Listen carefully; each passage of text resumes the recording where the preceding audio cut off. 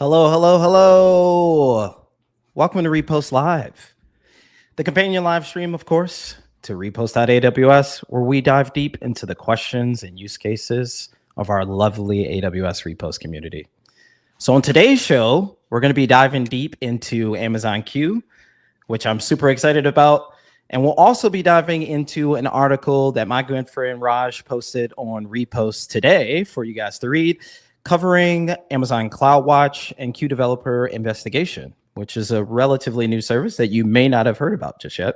So I'm super excited to dive into that topic. Without further ado, of course, I want to introduce Mr. Goldjacket himself, the man that needs really no introduction at this point. I mean, I feel like you're a regular to Repost Live. Raj, do you want to introduce yourself? Hey, Jay. Yeah, sure thing. Hello, all. This is Raj. I'm a principal TAM based out of New York, and I've been with AWS for about 9 years now. And as Jay said, I've been on multiple repost shows in the past, and really happy to be here. I regularly talk about generative AI, machine learning, and today I'm even more excited because myself, Jay, we're all TAMs, and we help customers with troubleshooting aspects on a tactical front. And this topic is on troubleshooting and how we can best use generative AI, the power of generative AI, to help us with troubleshooting and to basically fasten the troubleshooting process and get to the root cause pretty quick.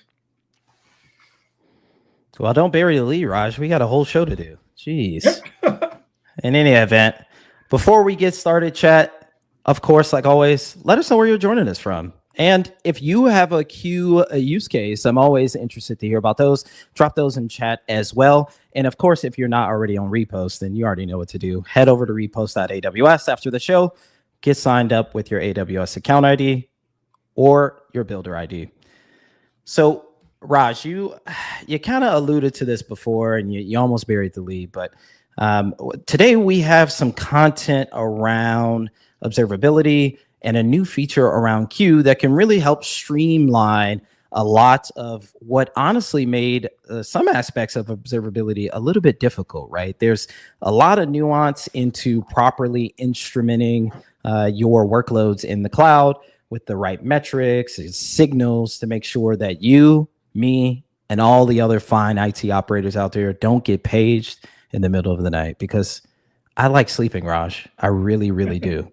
And so if I can use any tool, any Gen AI tool, any automation to really intimately understand my workload and streamline any noise or break fix issues, I'm all ears. So I know you got some content out there. I know you wrote an article out there, which our folks, our Repost community should check out. But where do you want to get started? Because observability is a wide topic. And, where should we get started today? Sure.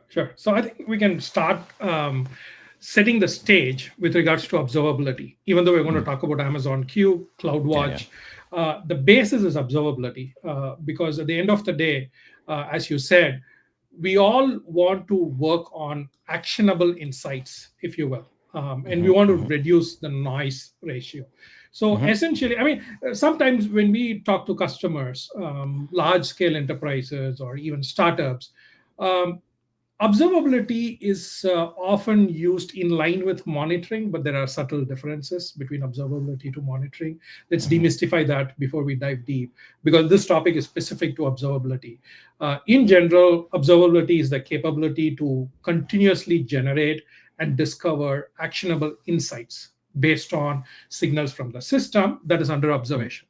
Versus if you talk about monitoring, it's like, hey, I set up some monitoring, or I have some thresholds. I want to get notified when it breaches the threshold. So that's monitoring.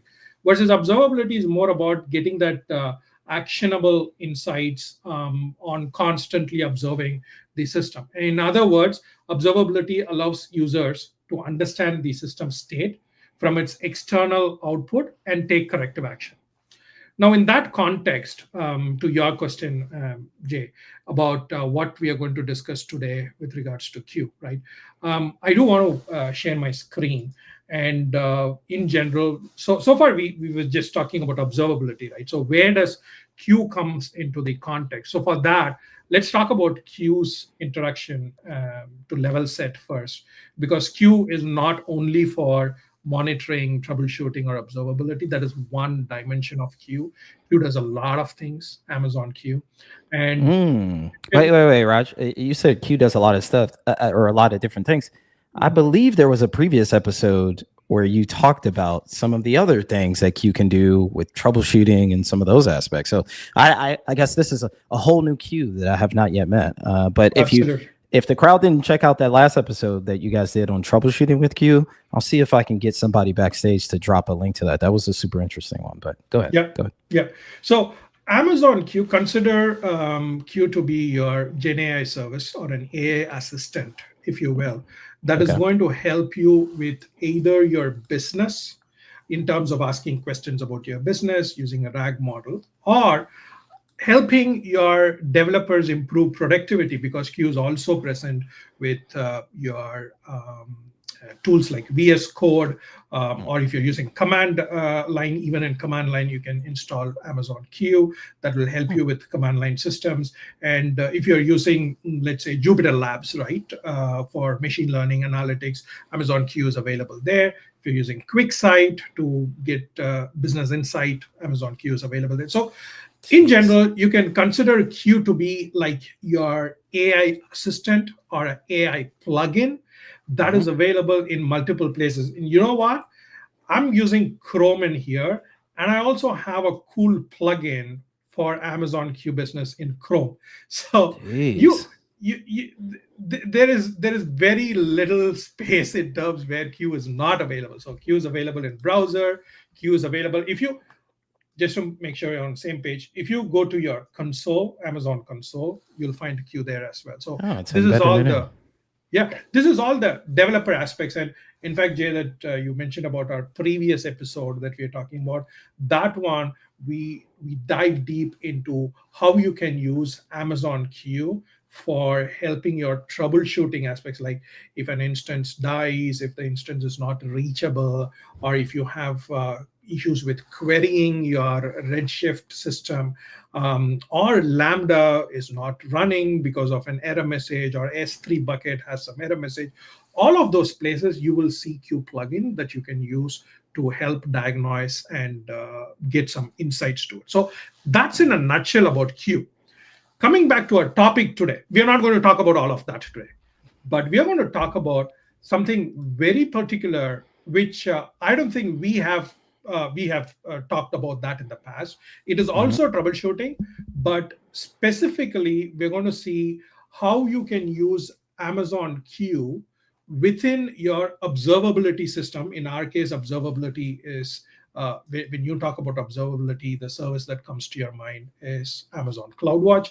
So within CloudWatch, you see this new thing that says AI operations. This is what we're going to dive deep in. And you know what? A lot of people may not know about this because this is still in preview. We recently did a blog post on announcing this particular feature. And also just wanted to call out that right now it is only available in North Virginia and Oregon, only 2 regions for preview, but you can definitely start using it. And this is what we're going to dive deep. I'll stop there, but just wanted to set the context, like observability, and then Amazon Q, where Amazon Q is coming in specifically on the observability aspects. Okay. So if anybody just joined in here, crawling across the internet, you just stumbled on today's episode, this is Repost Live, of course, your favorite companion live stream to Repost. And we have Raj here diving into CloudWatch investigations. Is that what this new AI operations is called? Okay. And we're really just getting warmed up in this topic. If you have any questions, feel free to drop that in chat. We'll take those live on air. I'm also going to throw a survey in there. But okay, so Q does many things, Raj. This specific iteration of Q, I guess, is kind of purpose-built in the observability domain to help me kind of expedite some of the aspects around observability. I got you. Absolutely. And just to make sure we're on the same page, today what we're going to dive deep is Amazon Q Developer Operational Investigations. I Q just wanted to developer bring that operation. in my screen. Ooh. The reason why I wanted to Ooh. call that, Jay, is because we again and again talk about Q, which does several things. And this is one peculiar aspect where we're going to showcase how generative AI can help you to fasten your troubleshooting and get to the root cause Yeah. quickly. Yeah. Yeah, I like this. This is like a super practical, example of how you could leverage the power of Gen AI, right, to do kind of a very specific task, like finding out why my application is broken. I think is pretty specific. Yeah, absolutely. Okay. So, Okay, cool. before we get into setting it up and how we use it, let's share the repost article that I recently created. That is the first part of the session today. Yeah, we'll first dive into where all you can use it, right? So that we are on the same page. Here is the link to the service, and I'm going to share it if we can share it to our viewers. All the things that we're going to talk about is going to be primarily from this link. And right now, just to make sure we're all on the same page, as I said earlier, Amazon Q Developer Operational Investigations is a feature that is available in US East as well as US West Oregon regions. And currently, what you could do is that we all know about CloudWatch metrics, alarms, logs, right? So whenever you get an alarm, right, normally what we do, we get notified by the alarm, we go and check what is it within the threshold, and then we'll see what are the different metrics that we need to correlate, etc. Right? So as of today, right, I want to call that out very clearly because this is a preview feature. As of today, Amazon EC2, ECS on EC2, ECS on Fargate, EKS, DynamoDB, S3, EBS, Lambda, KDS, Kinesis Data Firehose, API Gateway, SQS, SNS. If you have been using these services within your architecture, as of today, Amazon Q Developer Operations Investigation feature can help you through generative AI create hypotheses on what could be the potential issue and get into the root cause faster, and also help you with the troubleshooting or the investigation of the issue. The other thing I wanted to call out is this is all the services front, right? Because there are two dimensions. One is that these are all the services that are supported as of today. The second question you might ask is that, hey, what kind of insights can I see? We'll see that in the demo, but I just wanted to give a high level flavor in terms of what type of items that Amazon Q Developer can surface. It can surface hypothesis about a root cause, meaning, let's say you have a complex architecture, and then you have been seeing latency observed by end user. You do not know what is causing the latency. And this architecture, let's say you have a load balancer and then a few ECS or EKS clusters backend with DynamoDB. In that architecture, you're trying to figure out where the latency is coming from. Is it the database connections, or is it going to be in the front end, etc.? In that case, once you start an investigation, let's say that you get an alarm for, hey, there is some latency observed, right? You define a threshold, there's a latency observed, and then you create an alarm from that. And from that alarm, all you have to do is click on a button and say, start investigate.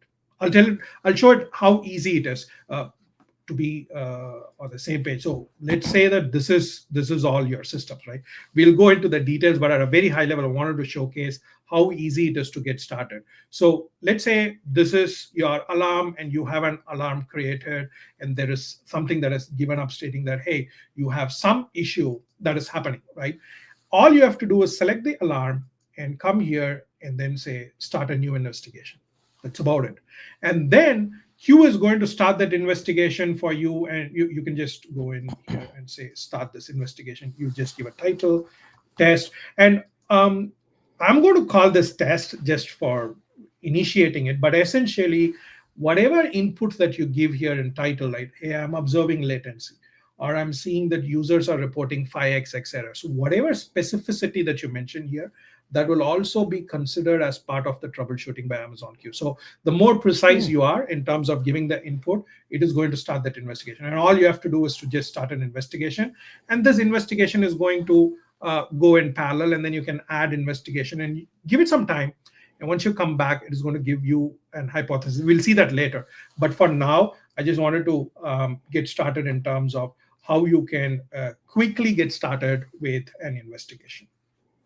So going back to where we stopped, Jay, what are all the things that Q can help you surface, right? Hypothesis about root causes, the example that I gave, right? What caused this issue?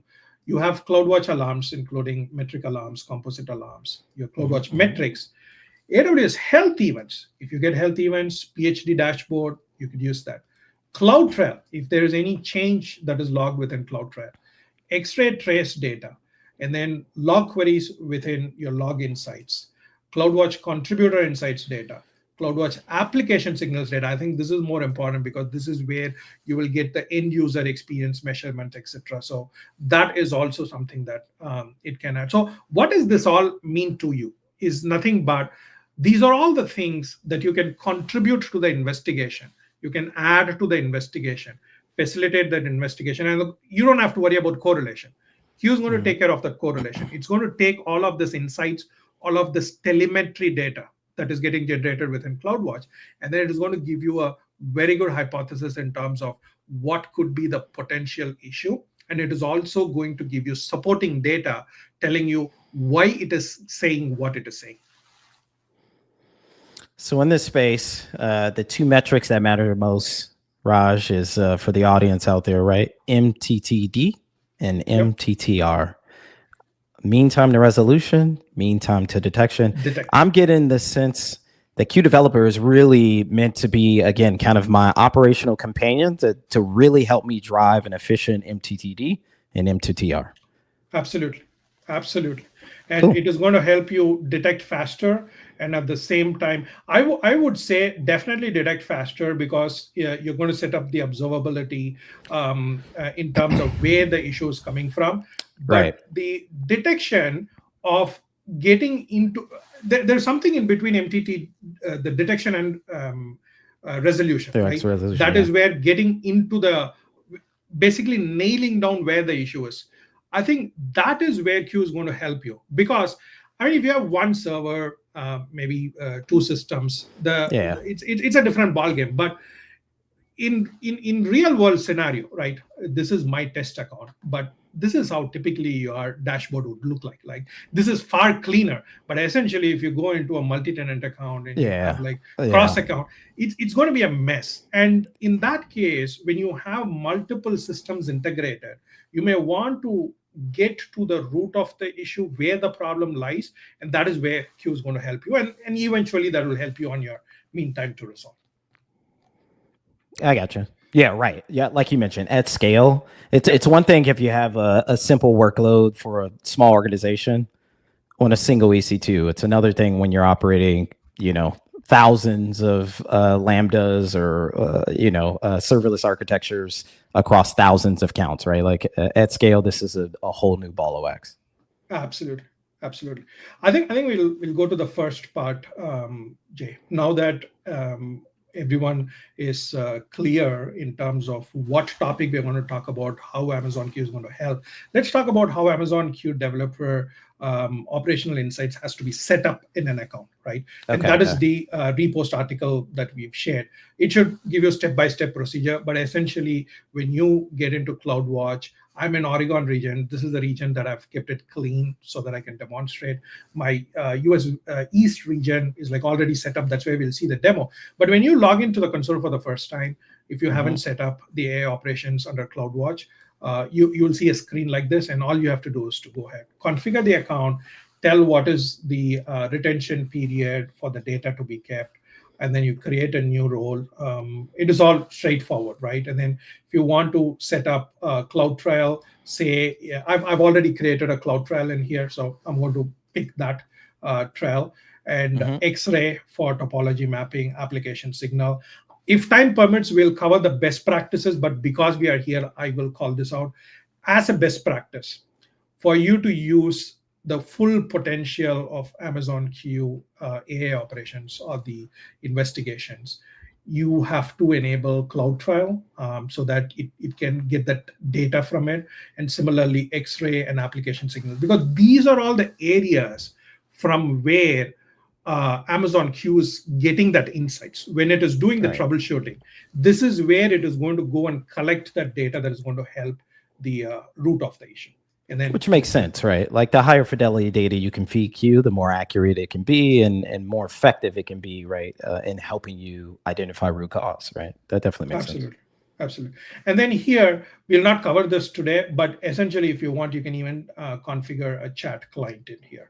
Meaning, if you're using like Slack, etc., you can integrate that so that there's an ease of relay or ease of working in basically during the collaboration, right? Amazon Q is not going to work in a silo. Amazon Q is going to help you to troubleshoot faster. So the more insights you feed in, the more insights that you derive from Q, then you're going to get to a faster root cause. Yeah.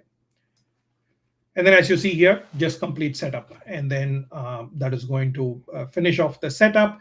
And it is going to say, hey, the configuration is complete. As it is completing in here, yeah, that's pretty much. So when you go into configuration, you will see that the configuration is set up. That's it.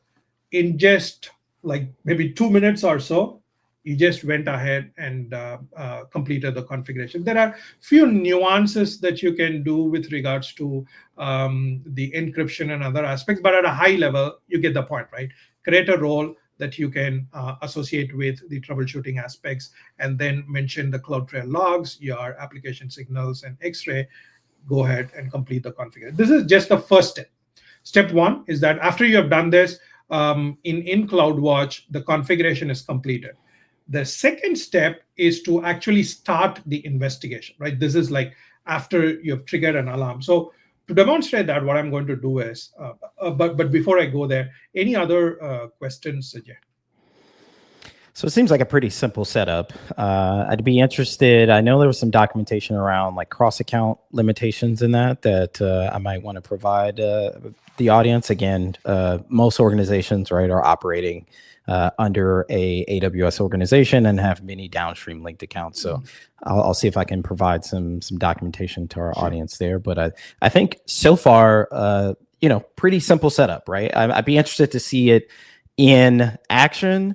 And for anybody out there that has any questions, again, feel free to drop those in chat. We will take those live on air, right? Raj and I are here to take any question you have. So feel free to drop those in chat. Or if you have a question about whether Q could meet your use case in this domain, drop that in chat too. I love a new use case. But so far, Raj, I think pretty straightforward, right? But I want to see you break something to see if Q can really be pushed to the bounds. Absolutely. So for this, I believe I'm still sharing my screen. Yeah. Yeah, I just did a random search on the repost articles on EC2 Burst. We're going to take this use case, right? This is a common scenario, very simple one.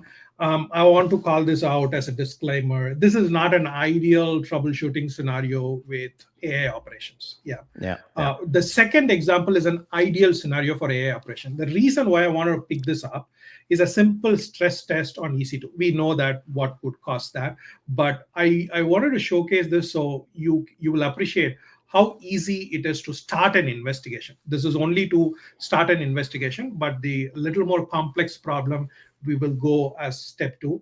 We will approach crawl, walk, and run, so it is easy for audience who are seeing it for the first time to understand where Amazon Q AI operations is coming in. Yeah. Great. So I'm going to open up an EC2 instance. Hopefully this is still on. I'm going to connect to my EC2. So while you're setting that up, Raj, I actually saw a comment come across that is pretty interesting from Dazzy, and I appreciate this question, Dazzy. Can I use Q for disaster recovery solutions? Now that is very, very interesting, Raj. Well, I have an opinion. What do you think?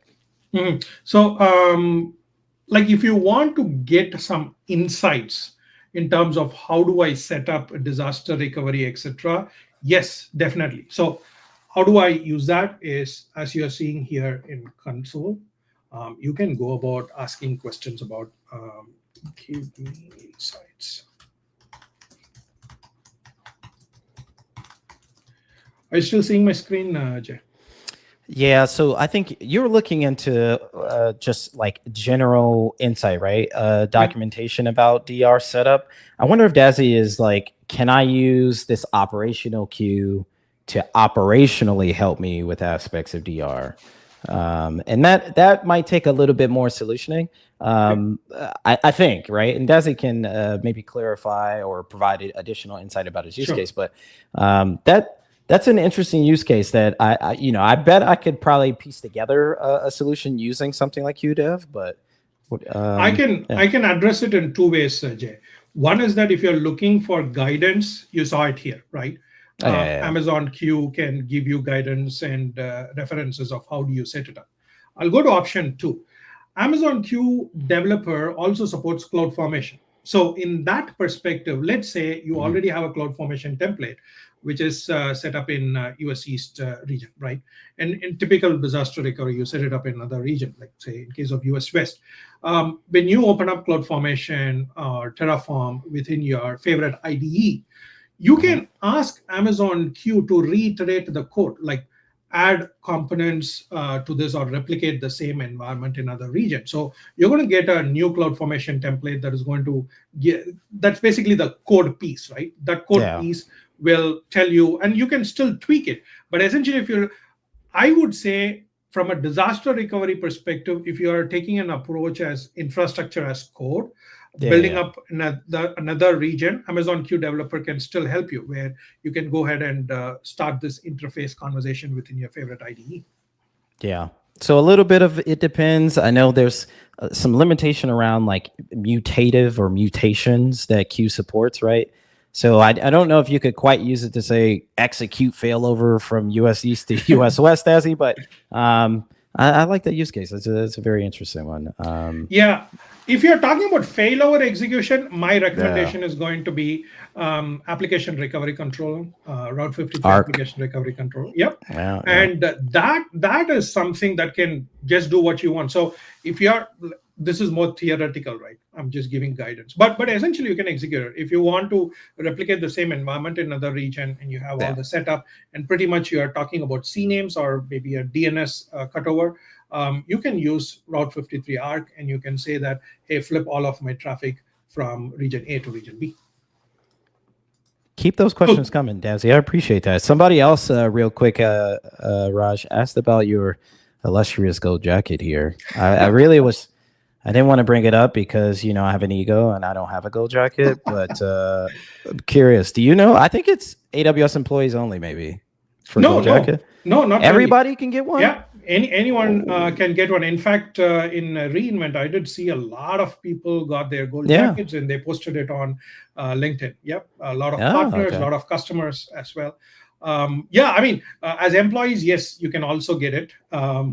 Besides customers and partners, and yeah, I'm definitely happy to help anyone who's on their path, giving them guidance or Oh, what absolutely. best practices that you're looking for. Yeah. Yeah. I in fact reached out to you, Jay, that we should do a session on best practices on certification. Hey. So we will do one. Yeah, no, I have some friends over in training certification that I'm looking at you, Mr. Hunter, who does some really good content out there around getting certified in any aspect. So there's definitely more content on AWS On Air or just out there on the interwebs that can help you too become a Hall of Famer like Raj. Yeah, I mean, it's definitely worth it. That I can say. It is a long process, and as long as you know the stream that I took was machine learning. Because of that, the AI practitioner as well as the machine learning associate, and in that stream, majority of the certificate will be covered. Sometimes you may have to go a little off the stream. That is where I found it a little bit difficult. That's my personal case where I had to put a little more effort on hands-on experience. The more hands-on you have, the more you're able to comfortably talk about those services. I think it should be good to get the certs. Yeah. Lab every day. It's my guy Duan. Like Yep. I said, every single day. Yep. Okay, so we're in the CLI. We're looking for. Are we still doing the EC2 stress, or what do we got? I just started a stress test in here, and Mhm. as a result, as we are talking, I initiated the stress test. And essentially, what you will see is that because I stressed it, you see that there is a new alarm that just started up, which is in here. And I think this is the previous one that we started. So let us go into alarms and let's say this one. Yeah. And let's open this and then click on investigate, start a new investigation. And we saw this a little bit earlier, right? Where I Correct. can kind of initiate a queue investigation from, let's say, like you mentioned, like there's an alarm going off, and now I need to kind of formally issue like an investigation, right? And this is how you would go through about doing that. Okay. That is correct.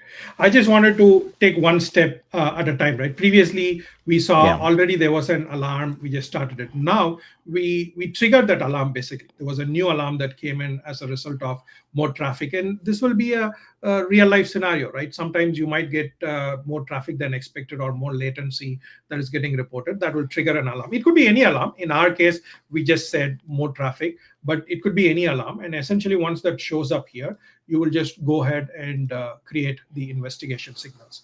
Now, this is the easier part, right? Now that you know how this whole thing works, etc. So as we are talking, the stress that I started, right, that also showed up now. Here is the alarm, and it says basically that it's because of the CPU utilization, but I don't want to repeat it, but essentially you get the point, right? You just have to go ahead and initiate your stress and then create the investigation signals. Now I want to stop sharing, and then I'm going to share another window, my other browser window, where I have a complex architecture. If I was a critic, as you get to that complex architecture, I'd say, well, Raj, I can do that with just a simple metric looking at CPU, a CPU threshold that I know is bad, that will collapse my whole work stream or workload after 70% CPU. That's child's play, what you just showed me. So where does this shine? So now you're pivoting to more complex scenarios where no one wants to build all these composite alarms and piecing together CPU over here and memory over here or whatever. So so now we got something that looks a little bit more like my prod workload. Let me share my screen. And this is a typical architecture, if you will. Previously, what we saw was just one EC2. I will have to switch between two browser windows. I have one. I'll give the context, right? In one of the browser windows here, this is Firefox, where I've just deployed a complex architecture. And then in the old window, in Chrome, I've already run an hypothesis. So the hypothesis will take a few minutes to run, so I don't want to waste time. I'll initiate the hypothesis in here, and then we'll go and see what kind of an hypothesis. It's the same architecture. Everything is the same, but essentially this is what will turn out into that. So what you see here is a typical architecture. I'm using a pet adoption application architecture, and I do have the one observability workshop in here. I can share it here. It's a good architecture that you can check in. This is an observability workshop. It is not a Q workshop, but I'm just using it for our demonstration here. And a typical architecture, as you could see, you have an ALB, your front end, you have maybe a few DynamoDB table on the back end. There is a Lambda function, and you have Aurora PostgreSQL. There's an ALB and also an S3 bucket, right? Kind of a little bit complex architecture, if you will, not just one or two instances. And if I want to just go ahead and see how this architecture is, I'm just going to use my Cloud Shell. And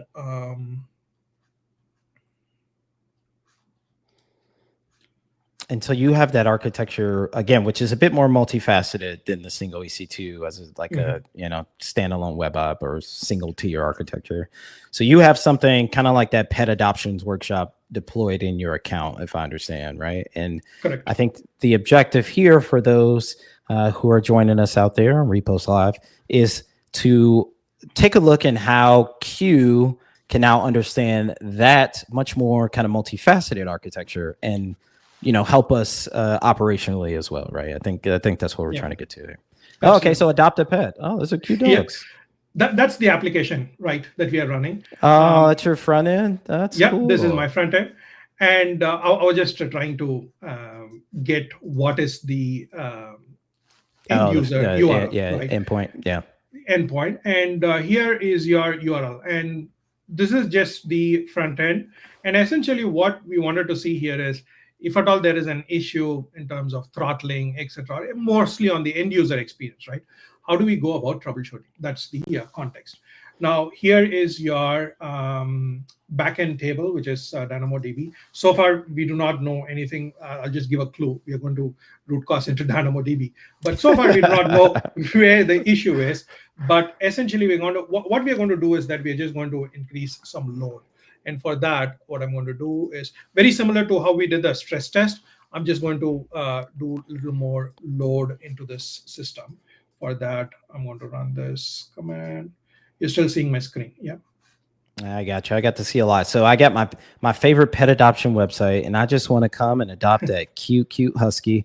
But you are inserting some chaos on the back end and probably ruining a bit of the infrastructure that controls that front end. So I presume, and I don't want to kill your magic trick here, but I presume when I go to buy my adorable husky under these parameters, that probably not going to work. That I bet that endpoint is probably broken now.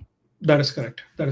So this is my cluster, the Fargate cluster, and essentially once I spun up there, like you see 19, I just sent about 20 instances. So it should start generating errors, the failures. Traffic. Yeah, basically. Yeah. And for that, how do I validate? So basically, I'm going to go back to my CloudWatch console, and then I'm basically seeing if there's anything in alarm. I do see, but I do not know if it was because of a previous one or the current one. Yeah. And in parallel, Jay, when we were talking about this internally, you also mentioned about X-rays, right? Because X-ray becomes an important part within your troubleshooting. So you saw this application architecture, right? This type of architecture. Yeah. How does this translate into an X-ray, right? Let's see that. If you go into trace maps, I've set up X-rays in here. So if I do a trace map, it gives you a very good visibility into how all of these systems are interconnected, so that you can trace back and forth. And as you can see here within your EC2, you can still see, are there any latencies? Okay, I do see some 6% falls, which is on the 5XX. So where are they coming from? Yeah. Okay. And so you have like this relational map here set up through X-ray. And again, Q is aware of this, is like absolutely can understand and interpret this. Absolutely. So wow.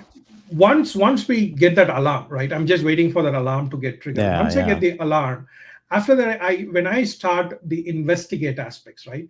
Yeah. This is all the data that it is going to use to understand where the troubleshooting has to happen, where it has to trace, how it has to trace, and get to the root cause of the issue. Yeah. And some metrics and maybe some logs that you might have out there, and it'll quickly correlate all this, because our pet adoption firm is an amazing company, but we have a junior IT shop, right? Maybe we have an intern that just started today, and his first day, the site went down. So, okay.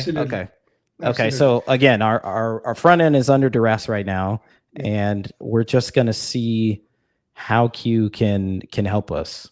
Yeah, you just now see 22 is running. So anytime we should have a couple of alarms show up.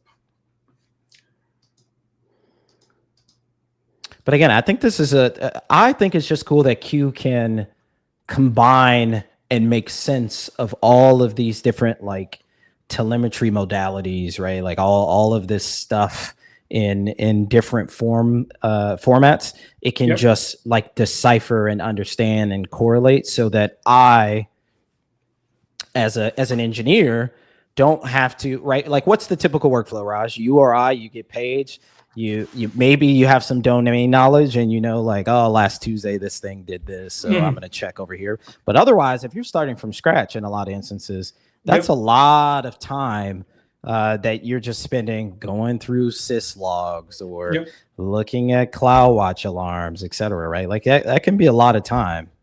Yeah, absolutely. Absolutely. So basically, the idea here, as you said, Jay, instead of me getting paged and looking to hassle around and see where the issue is, the idea is to see how better generative AI can help us correlate all of this information, basically doing an sysadmin's job or facilitating the sysadmin to correlate and get everything ready for you. It's not going to give you the solution. Let's be clear on that, right? But it is going to help you get to the root cause faster. And how? You already have all of this telemetry data. You already have CloudWatch logs configured. You already have CloudWatch metrics done. You already have CloudTrail configured. In some cases, X-ray configured, right? You already have all of this. Now, for you to put all of this together, Amazon Q is going to help you through AI operations, where it is going to correlate all of this information. And the cool thing is, you can also participate as part of the investigation. It is not that you initiate the investigation and you take one, right?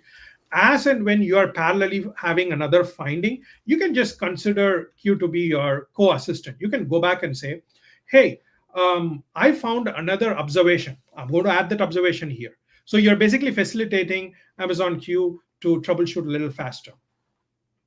So as we are here, what I wanted to do is I think we got the alarm. So if I go back to alarm, yep. As you see here, pager's going off, Raj. So the alarm that we've got is that there are some throttling that is happening, and all I'm going to do is to just go ahead and start an investigation. Yeah. So that's about it. Once you start the investigation in here, I will not do that because we already know how to start the investigation. Yeah. I'm going to come back to save time. I'm going to come back to the previous screen. But again, in that throttling, right? Like now my user experience could be, I'm trying to get, I'm clicking the button on the front end to order this husky that I want for myself, my wife who loves huskies, and it's just not working. It's just you're unable to. Yeah, I add to cart or something is just you couldn't add to cart. You can still see what is there, but you cannot go and write. Yep, absolutely. Okay. So in that case, what has happened is, I'm just continuing where we left off. So if I go into North Virginia under investigations, I already started a throttle investigation a few days back, as you see here. As a result of, I've added some observation as well. So as you see, previously I said, right, if you work, there is a, we'll go from bottom, right? We'll go from bottoms up on how did we start it. Initially, I observed this throttle. I just added here and I said, hey, go ahead and start the investigation.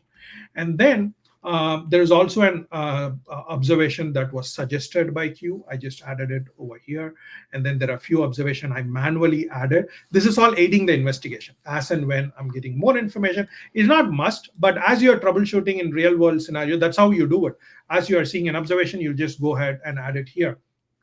Then you're going to get something called as an hypothesis. This is all the observations that we're talking about.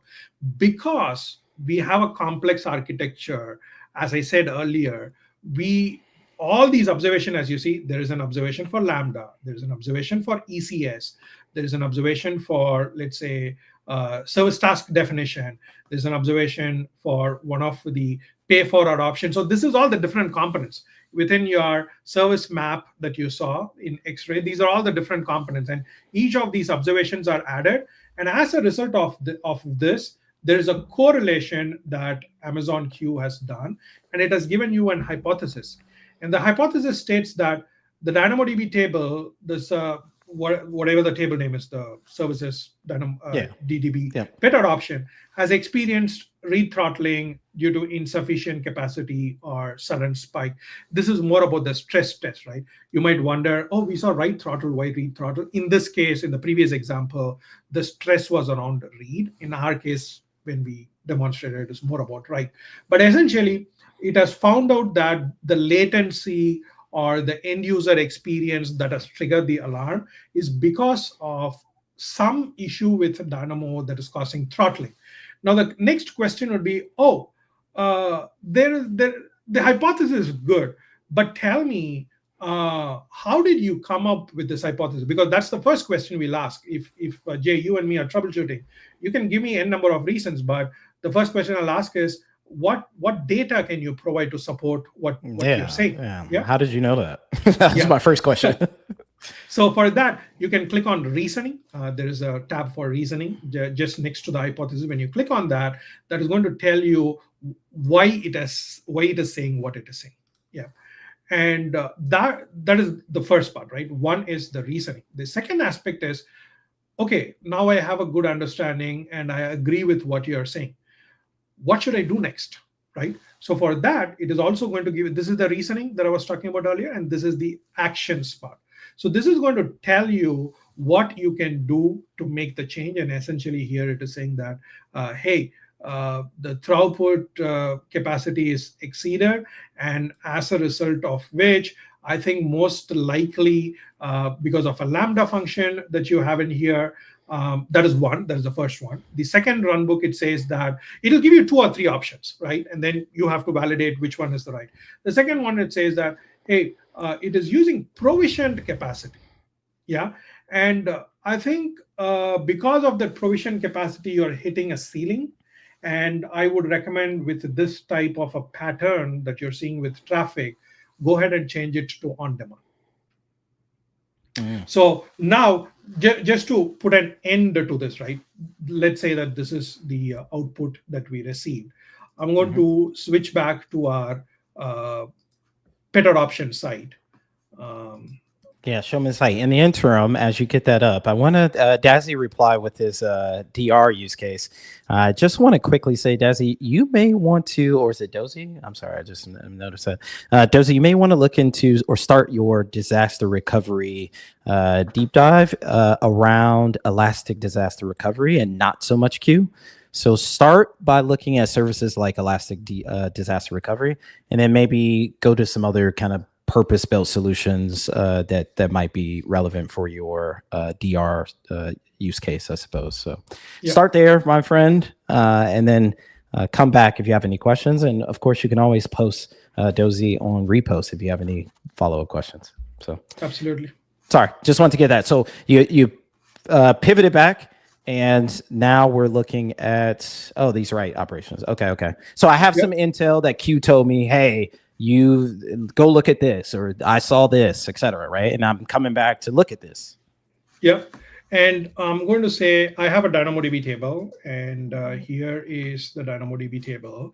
And I'm just going to say, what is the table status? If you're still seeing my screen, it says it's active. So the ask is, if I go into DynamoDB and if I see the overview, you see this is in provision mode. So let us go back and issue this command, and let us go ahead and change it to, I'm just going to change the billing mode to on demand, right? And as you see, we're still seeing that it is updating. And I'm just going to see the status. It's updating. I'm just going to take one of the insight it said. It said, go ahead and change it from provision to on-demand. And as you see here, I just refreshed. Now it is in on-demand. However, it should still be in the updating status. Yeah, it's still updating, but I think you get the point. At the end of the day, once we get all the required details added to queue, you should be able to see what is the reasoning, and then identify where the issue is coming in to see the root cause, and then finally go about doing the solutioning in terms of what to do to fix. Yeah. Again, I think I learned the more info I give it, the quicker I can kind of expedite an outcome. We have just a few minutes left. Raj, but I do want to can you just maybe summarize like some best practices? Okay. Like I know how to get started because you kind of highlighted that. I know how to start an investigation or some of the but I want to start playing around with this, but I definitely want to make sure that I'm not underwhelmed when I go to UseQ, right? I don't want to start an investigation and it tells me something lame.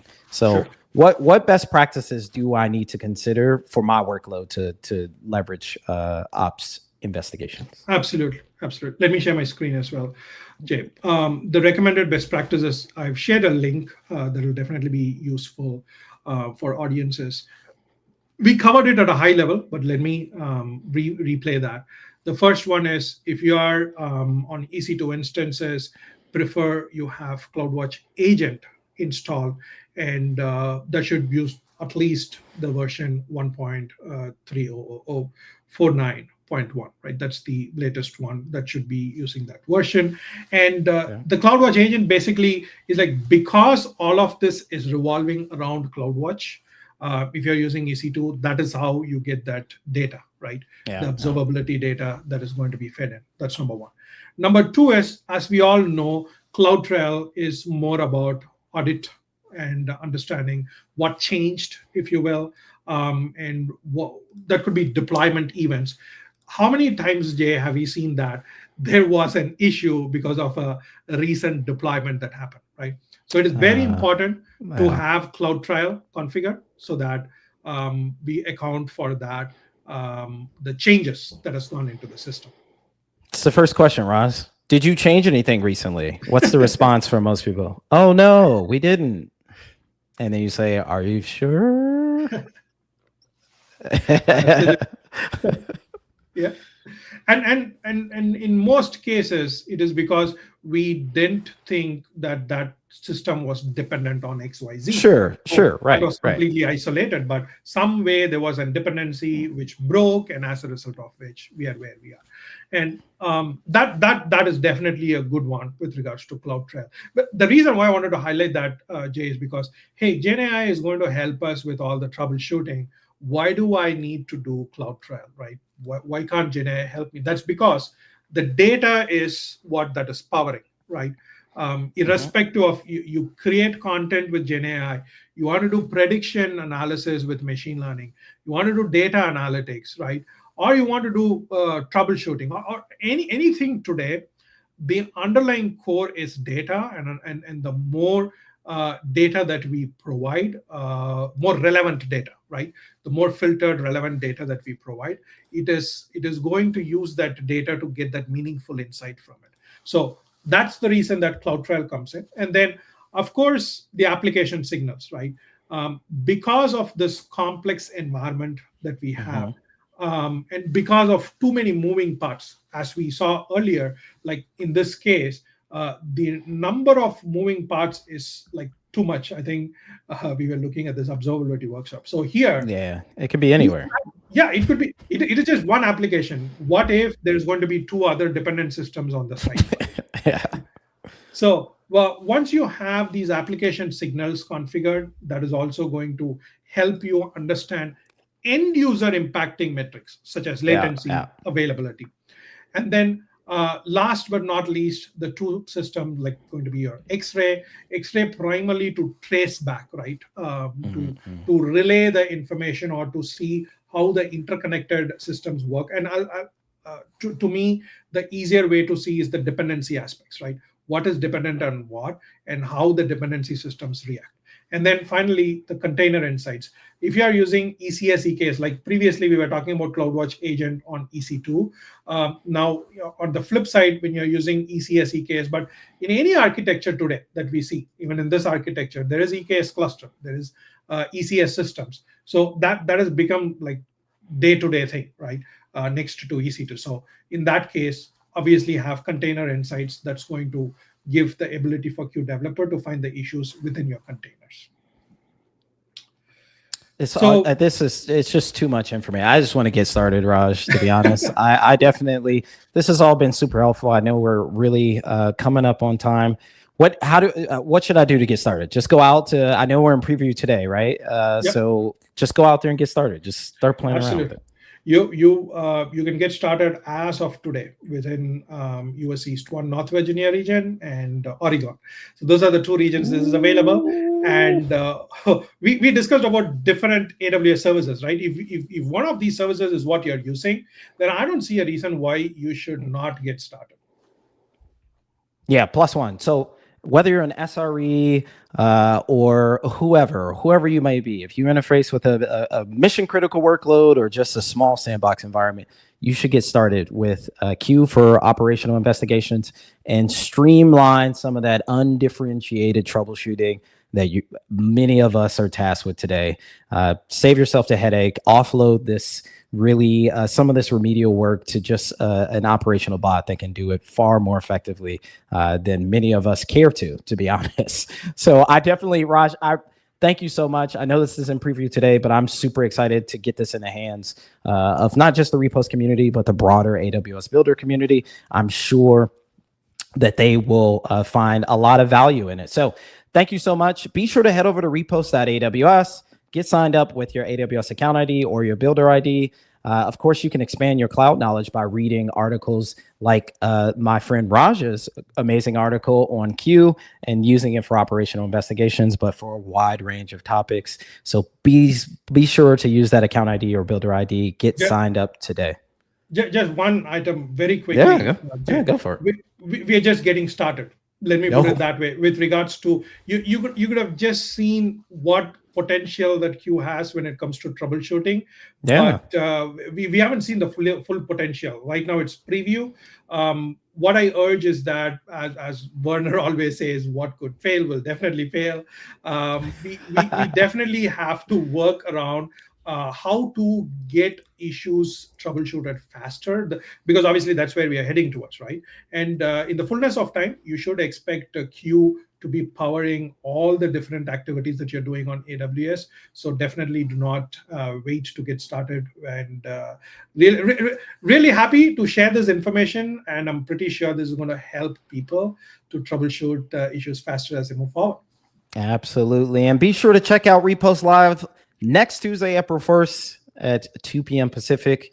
We have experts diving into next-gen Amazon SageMaker unified data, analytics, and AI. Say that 3 times fast.